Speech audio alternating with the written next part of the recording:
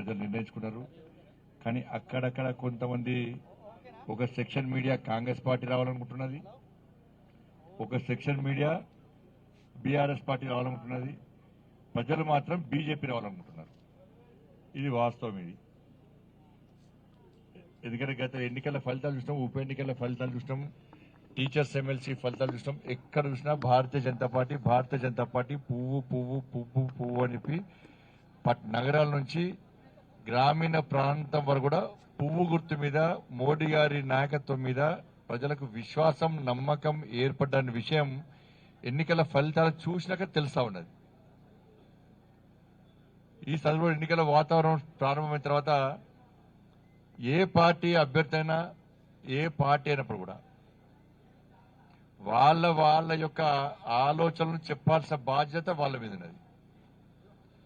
రాష్ట్రాన్ని 9 సంవత్సరాలు 10 సంవత్సరాలు అయినటువంటి అధికార పార్టీ అది ఏ రాష్ట్రంలో కావచ్చు, వాళ్ళు చేసినటువంటి అభివృద్ధి పనులు చెప్పాల్సిన బాధ్యత వాళ్ళ మీద ఉంటుంది.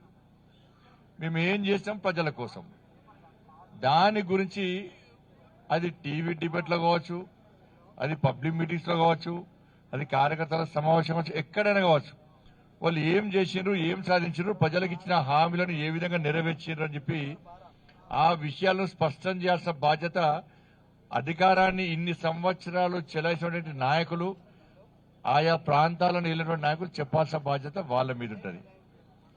ఇతర పార్టీలకు సంబంధించినటువంటి నాయకులు ఏం చేస్తారు, ప్రజల్లో తిరుగుతారు కాబట్టి ప్రజల సమస్యలు తెలుసుకొని,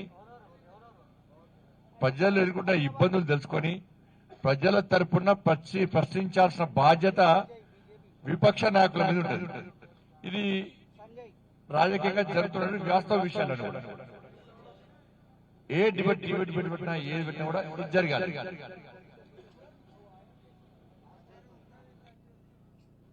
ఇది మంచి ఆలోచన, ప్రజాస్వామ్యం మీద నమ్మకం వ్యక్తులు కానీ ప్రశాంతమైన వాతావరణంలో ఎన్నికలు జరగాలని చెప్పి కోరుకునే నాయకులకు ఈ ఆలోచన ఉంటుంది.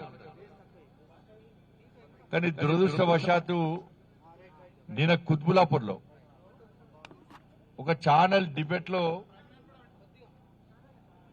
జరుగుతున్నటువంటి ఆ కార్యక్రమంలో బీఆర్ఎస్ పార్టీ స్థానిక శాసనసభ్యుడు, ఆయన పేరు వివేకానంద, ఆయన ఆలోచన మాత్రం ఔరంగజేబు ఆలోచనలు.